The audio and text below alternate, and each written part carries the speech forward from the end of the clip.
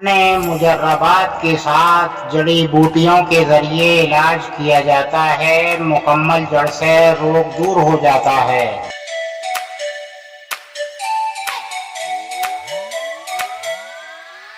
زندگی کے لطف اٹھانے ہیں تو آپ ہم سے ملیے، لہذا آپ کا علاج مطمئن بخش یعنی بھروسے مند ہو جائے گا،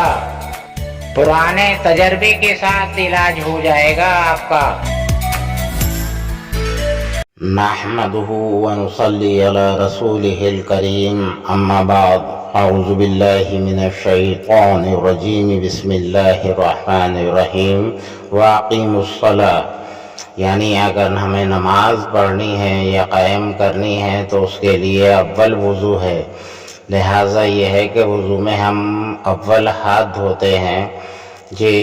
تو پونچھوں تک، لہذا یہ ہے کہ ان پونچھوں تک ہاتھ دھونے میں اللہ کا تو کوئی فیض نہیں، ہمارا ہی فیض ہے، اور انگلیوں کا خلال کرتے ہیں، اس خلال سے جو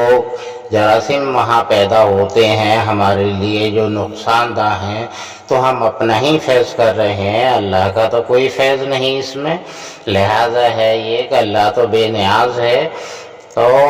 اب اس کے بعد میں جب ہم منہ کو صاف کرتے ہیں اندر تک،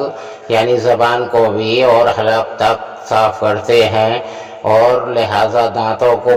کو بھی مسواک کرتے ہیں، تو اور 3 مرتبہ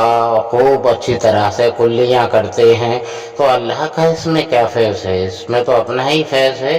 اور پھر ہم ناک کو پانی ہلکا سا چڑھا کر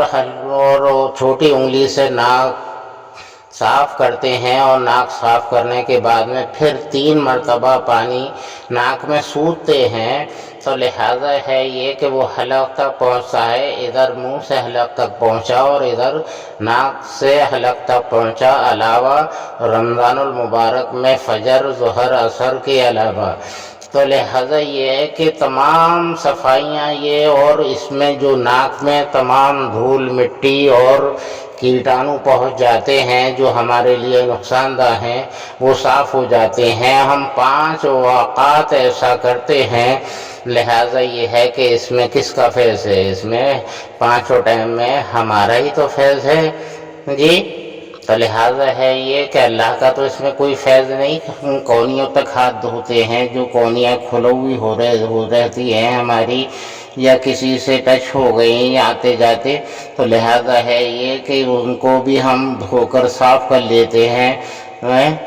اور کونیوں سے پہلے ہم منہ کو دھوتے ہیں، آنکھوں کو مسلتے ہیں اور رخساروں کو رگڑتے ہیں، لہذا ہے یہ کہ ہماری ناک اور رخساروں پر جو مہاسے مسے نکلتے ہیں، لہذا فائبرین جو ہے صاف ہو جاتا ہے رگڑ سے، فائبرین کو رگڑ سے ہم صاف کر لیتے ہیں، لہذا نیا فائبرین پیدا ہو جاتا ہے پھر، تو لہذا اب یہ سمجھ لیجئے گا کہ فائبرین صاف ہونے سے کس کا فیض ہوا؟ لہذا جو 5 ٹائم اس طریقے سے رگڑ کر منہ کو دھوتے ہیں، ان کبھی مس سے مہاسے نہیں نکلتے ہیں، لہذا اس میں فیض کس کا ہے؟ اللہ کا یا ہمارا؟ اس میں فیض تو ہمارا ہی ہوا نا، تو لہذا ہے یہ کہ پھر کونیوں تک ہاتھ دھونا اور پھر مسح کرنا، گردن پر پانی لگانا، اس سے تمام فیض تو ہمارے ہیں کہ گردن پر پانی لگانے سے آنکھیں روشن ہوتی ہیں۔ خیر، لہذا ہے یہ کہ اس کے بعد لاسٹ میں پاؤں کو دھونا، انگلیوں کا خلال کرنا وہاں بھی جی، تو لہذا یہ ہے کہ پاؤں کو دھونا، اس میں ہماری جو حدت غیری ہوتی ہے پاؤں دھونے اور ہاتھ دھونے سے، وہ سب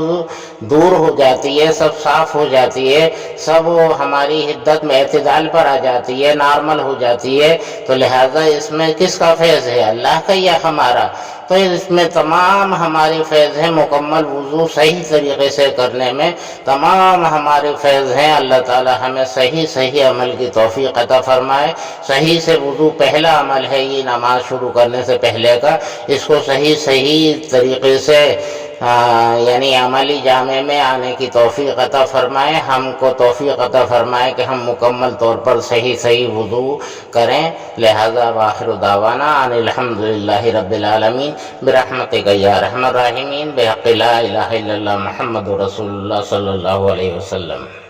مجربات کے ساتھ جڑی بوٹیوں کے ذریعے علاج کیا جاتا ہے، مکمل جڑ سے روگ دور ہو جاتا ہے۔